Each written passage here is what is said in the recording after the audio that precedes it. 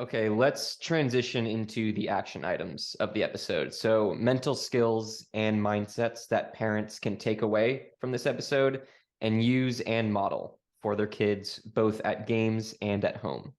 So, the first kind of tool that I want to talk about is going back to this composure on the sideline. So, thinking about how you can channel your energy and excitement for your kiddo's game into a more productive way. And one mental skill that is my favorite for all athletes that I work with is a mantra, and using a mantra as a way to refocus.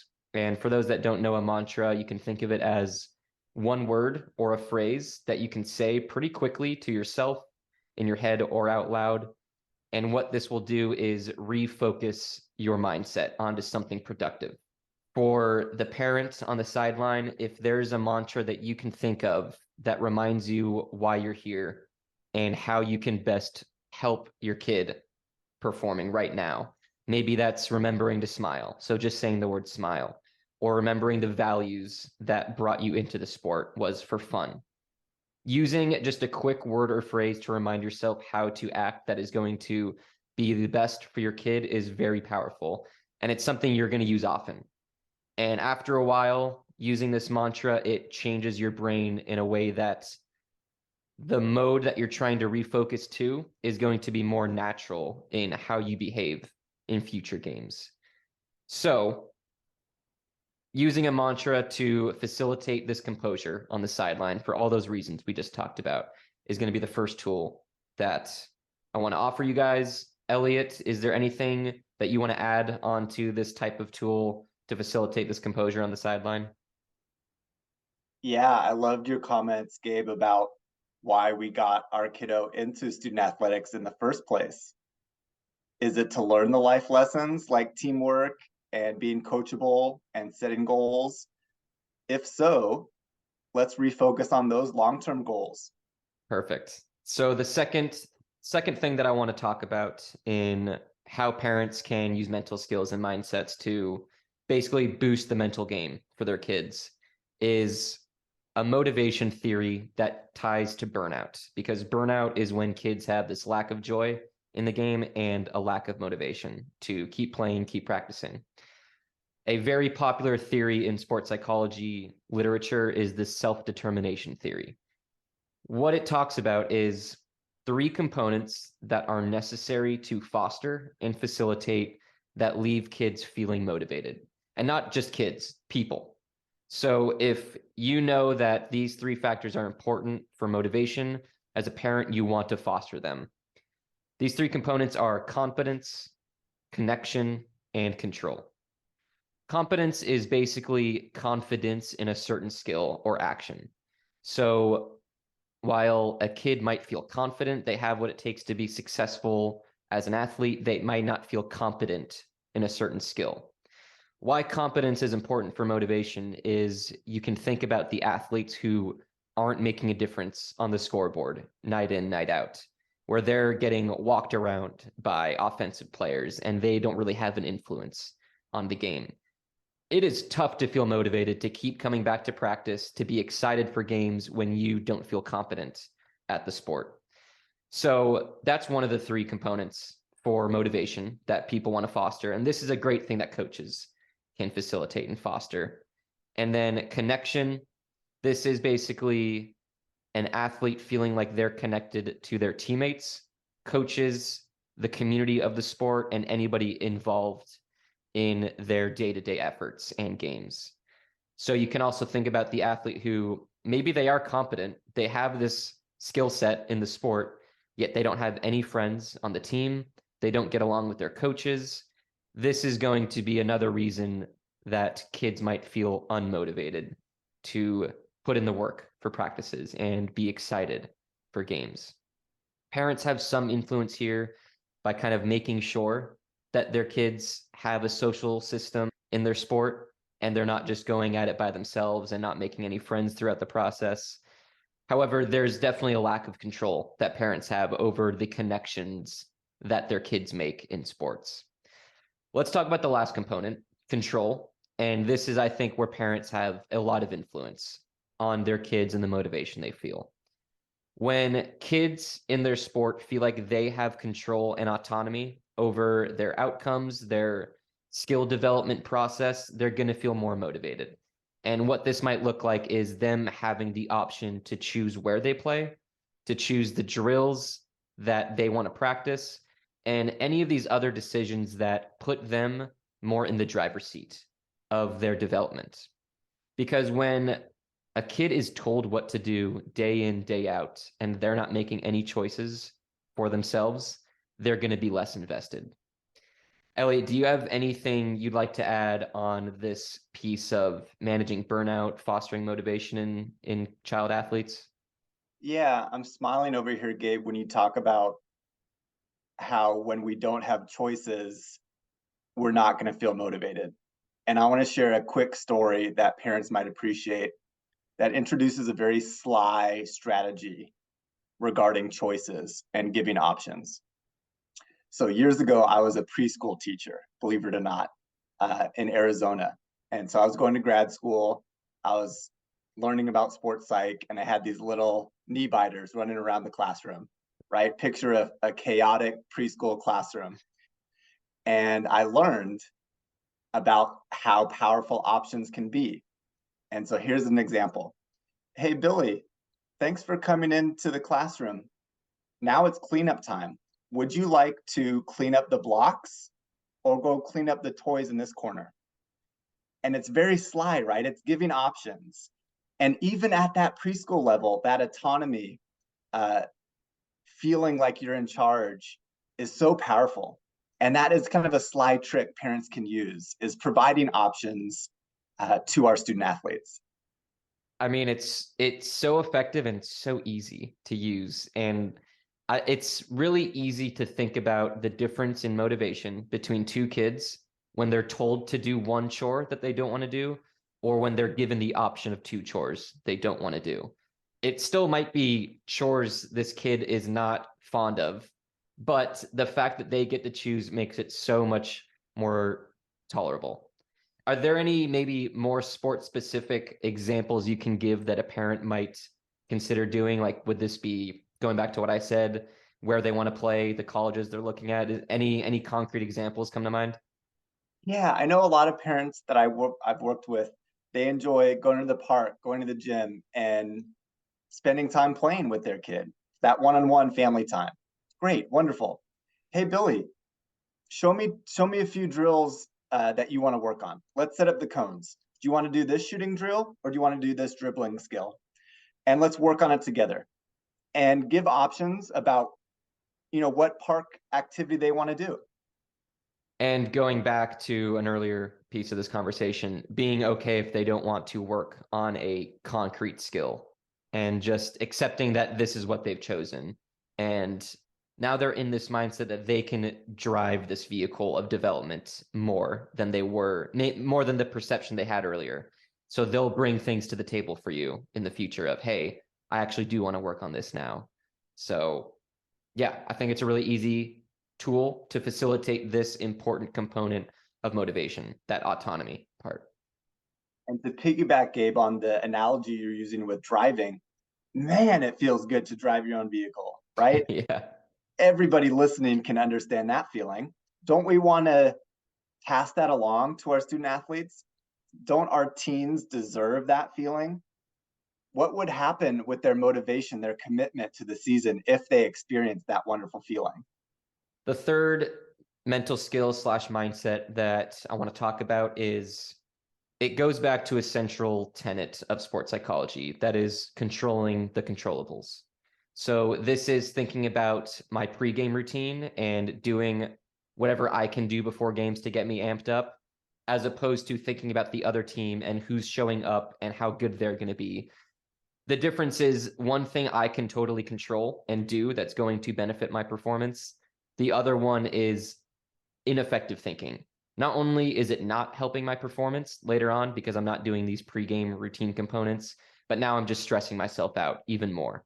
When we think about things that are out of our control, that is rooted in anxiety because anxiety is this lack of control, especially over the future.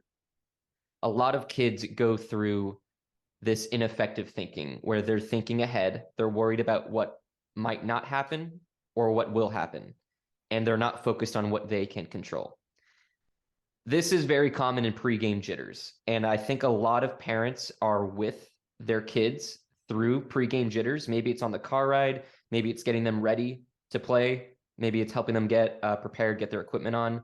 This is a great opportunity to notice what they're thinking about, maybe talk to them and use the opportunity to shift their focus to what is within their control.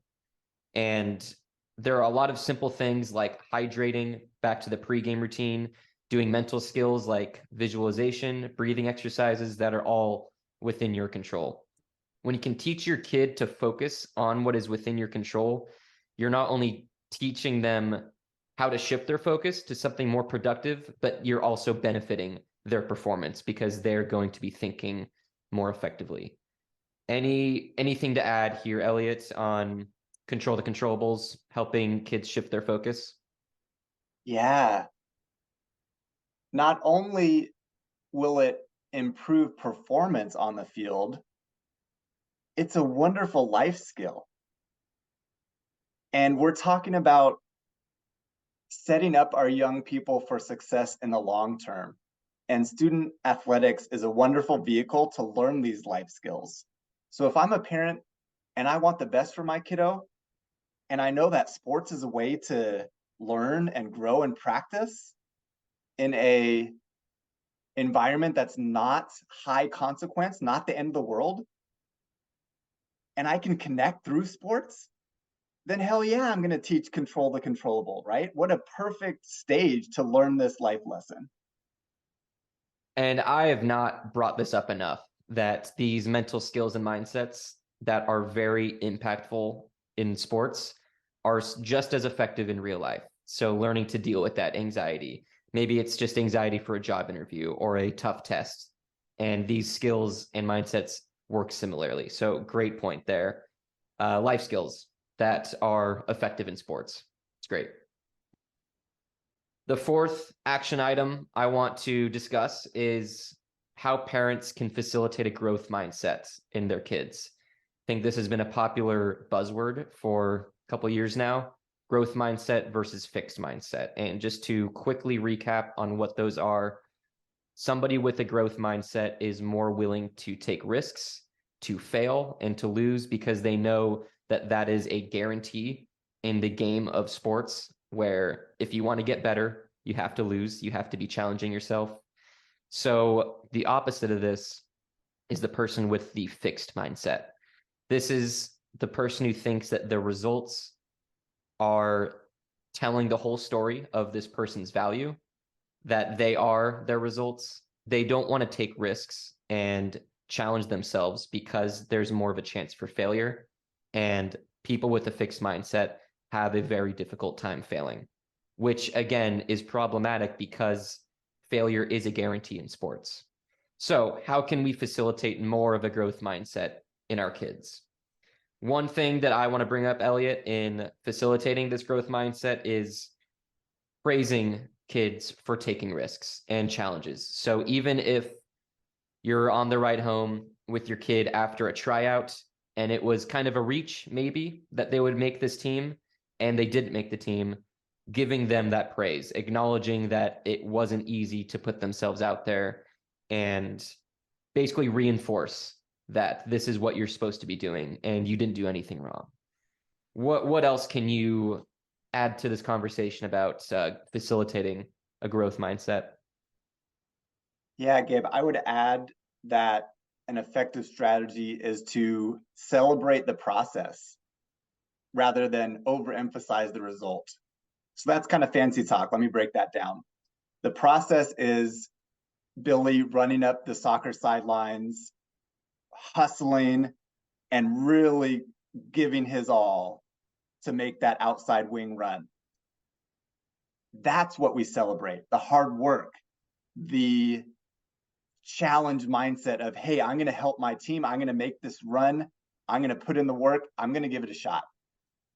Even if Billy didn't score that goal from the outside wing, we can still celebrate and recognize the process And when we focus on the process, the results take care of themselves. I think I read that on your website. Am I wrong? No, you're not. Yeah. I mean, elevate your mental game and the results will fall into place. There it So is. a lot of people are tempted to think about that outcome. However, that's going to hurt the outcome that you do end up receiving.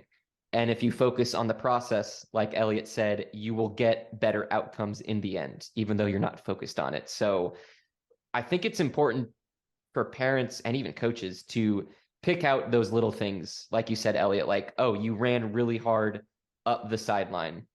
And it might have been just such a minor play. This kiddo probably forgot about it instantly. But if that's what you start signaling that you're reinforcing, that you're showing praise for, that you're showing that you're proud of for this effort over ability and outcomes, it's going to make a big difference. And that's what they're going to be thinking about. They're more naturally going to think about the process, which is such a big skill that athletes and people can learn. Absolutely. And Gabe, let's take it a next layer and break it down even more. What are we talking when we say process? What are we talking about? Well, like I said, the hustle up the right wing. It could even be communication on defense. Mm-hmm. It could be helping up a teammate when they're down. It could be making eye contact with the coach in the huddle. These are the little controllable process steps that we're talking about here. So catch your child effectively executing the process and celebrate those mini wins. Yeah, great point. When I think about the process, it's those fundamental building blocks to success. And I think one very minor thing you mentioned that is important is making eye contact with the coach, showing that they're engaged, that they're focused, that they're listening. And I'm sure the coach appreciates that focus. So, yeah, picking out those pieces of the process when you can and showing praise is going to go a long way in facilitating a healthier growth mindset in kids. The last component of this growth mindset facilitating piece is acknowledging progress in your kids' goals or that they're making towards their goals if they fail to do so. So if you notice that they are getting better, that they are improving at a certain skill, but the kid is not giving themselves any praise, they're ignoring the progress that they're making, or they just simply don't see it. And they're kind of taking after this negative headspace a lot of people live in nowadays, where they don't want to give themselves praise over the progress that they're making, the development. So when a parent can notice, hey, you are getting better. I know you don't see it, but if I see it and I can point it out to you, maybe you will have a healthier mindset and not be beating yourself up as much. That can be big in facilitating kids to actually take note when they're getting better and be proud of the work ethic and progress that they're making. Anything you want to add before we wrap up this growth mindset talk? Yeah, Gabe, let's give a practical example to our listeners about what we're referring to. So if I'm Sally and I'm a softball player and I'm working in the cages with my dad really hard week after week about maybe letting the ball travel, for example, and hitting it to the right-hand side. If I'm a right-handed batter, kind of going off field, right?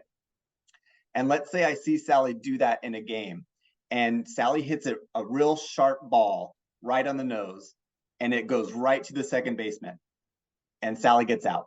When we talk about process and outcome, parents can celebrate and recognize that sharply hit ball to the right-hand side, and we can praise that effort because we know she's been working on that. So even though the play is an out, we can still celebrate the process. And that is an effective way to build and foster growth mindset. I love that example. And I started smiling because halfway through, I was like, oh, Sally's getting out. She's going to get out here. But like you said, it's still important to pick up on just because the outcome was an out doesn't mean there isn't anything we can pick up on and praise and reinforce. And I'm sure Sally might be tempted to go back to basics and go back to what she shouldn't do. But having that voice in your head of saying, hey, you did everything right, or you did these things right, even though it didn't end up well, keep at it, stay with the process. So I love that example.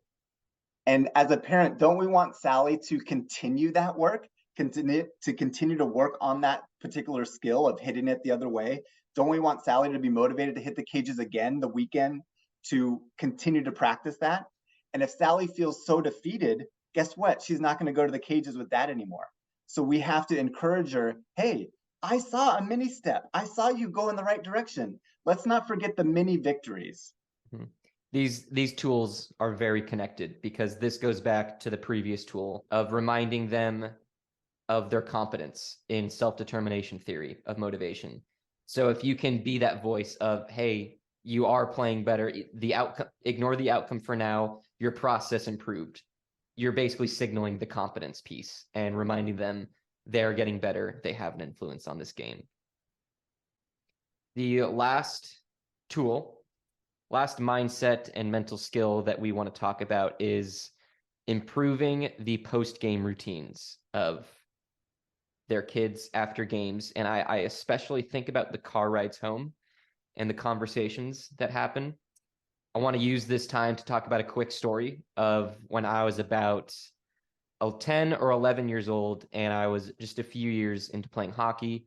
I was playing goalie, and my brother, who's a couple years older than me, his team needed a sub, and his team was better than the league that I was playing in. So they needed a goalie. So I was basically stepping up a league and playing on my brother's team, and I was super nervous because I was again taking a risk of I could let in double-digit goals, and that's never fun. What ended up happening was we won, but the score was like 10-7. So my team with my brother, we scored a ton of goals and won despite me letting in 7 goals, which is a lot. A lot of goalies don't feel proud after a game when you let in 7 goals. However, I was just a happy-go-lucky kid. I couldn't care less that I let in 7 goals because I won this game in this higher league. So I was happy. However, on the car ride home, my dad took it upon himself to still coach me, to point out what I could have done better in this game. Yet the headspace that I was in was I just wanted to celebrate this win that I was very stressed out about with this game that I didn't think I'd be able to compete. So I got instantly in a bad mood because I kind of lashed out at him and went, I don't want to talk about how to get better. I just want to enjoy this. And it might have been a wake-up call for my dad for him to go like, okay, maybe I should pick my times better when I should be the critic. And I think it's just a great lesson in general, though, for parents to understand there are certain times when you want to put that coaching hat on, and there are certain times when you just want to let your kid enjoy whatever they're enjoying or go or experience whatever emotions they're experiencing. In my case, this was more positive, but there are going to be other cases when it's going to be negative and they still don't want to have that coaching mindset, or just the parents want to take note of their questions that they ask after games even more so given what their kid is going through. Where are you at, Elliott, with the post-game questions? I know this is something you also hold close to your heart. I do hold it close to my heart, Gabe. And the reason is because I want the families that I work with to be happy and healthy. I want the family dynamics to be positive, and I want to create lifelong memories, and parents to enjoy, and student athletes to enjoy those moments together. So that's where I'm coming from. And I want to emphasize the point you made in your beautiful story, Gabe, of timing. Timing is everything. So one strategy I suggest to my parents is pause. Pause until the dinner table. Why? Because that way, Billy's gonna have a full belly. He's gonna be showered. He's gonna be out of those sticky, sweaty clothes. And the timing of that is everything. Don't you think you're gonna have a much more receptive student athlete at the dinner table with a full stomach? Don't you think the conversation's gonna go more smoothly? Don't you think you're gonna have a healthier relationship? And so timing is everything. Is there any argument to be made of maybe it is more effective to immediately have that conversation after the game when things are fresh? Or do you find in your practice that mostly these kids want to have these conversations later, not right after their game? Well, when we talk about human learning and the literature in that area, without getting too technical, immediate feedback, there is an argument for that, right? When we're working on a skill, that immediate feedback, that immediate coaching is effective. However, the emotionality of a youth brain trumps that, in my experience. What do I mean by that? Emotions run high after the game. After you finish that 100-meter dash, guess where your heart rate is? Guess where your emotionality is at? Not in a space to learn. We are too amped up to receive that feedback oftentimes. And so, yes, there is an argument for immediate feedback. However, with the teen student athlete, let's be mindful of the timing. I think there's an important discrepancy between the skill development and more broad game debriefing. And I think parents are more in the space of let's debrief the game, where the parent might pick out a few different plays that they want to talk about, whether it's good or bad, and more of this general, how did they feel? How is it going? Talking about the teammates. And the coach is more in that specific skill development. So, yeah, I think repeating kind of a disclaimer that we had at the beginning of the episode, the post-game questions is something that is going to be much more unique to each relationship between parent and youth athlete. And going back to tool number 2, once again, managing burnout, those 3 components of motivation. One of those is control. Why not ask your kid, hey, when do you want to talk about games? Do you want to talk about them in the car ride, or is it too fresh? You want to disconnect for a little bit? Or is that when you're very excited to talk about your game? Put them in the driver's seat, and I bet you're going to get a better answer than you would if you were just guessing or going off of what you thought was best and what you wanted to do. Love it. Ask them, and the conversation will go much more smoothly. A lot more healthy relationships. Communication is key. Let's recap the action items that parents can take away from this episode. So again, mental skills and mindsets that parents can use at home and at games to facilitate a healthier, more effective mental game for their kids. So number 1, composure on the sideline. Using your energy, your excitement, and channeling that into something that's going to make the kids feel more excited to play, happier to play, and less stressed out. So you can use a mantra to remind yourself of the values, why you got into this sport with your kid, or remind yourself how to behave. So maybe just telling yourself smile, put that in your mind. Having this type of mindset, this type of composure on the sideline is going to rub off on your kid, and they're going to feel less stressed out as a result. Number 2, helping your kids manage burnout. And this is going back to the self-determination theory of motivation. So by fostering competence, connection, and control in your kids, you're doing a great job in maintaining their motivation and their joy for a sport. Number 3 is reminding them to focus on what is within their control, especially during these pregame jitters and when they might be thinking about or talking about things that are out of their control. Things out of their control could be the refs, the weather, the other team. Shift their focus when necessary to the process, the pregame routine, communication, body language, all this stuff within their control. Number 4 is this concept of facilitating a growth mindset in your kids. Ways that you can do this involve praising them for taking risks and persevering through challenges, emphasizing effort over outcome. So if they put in the right effort, if they are focused on the process, and even if the outcome isn't what you wanted, still showing praise, the positive reinforcement for what they did do well. And lastly, acknowledging progress that they're making towards their goals, even if they don't see the progress that they're making.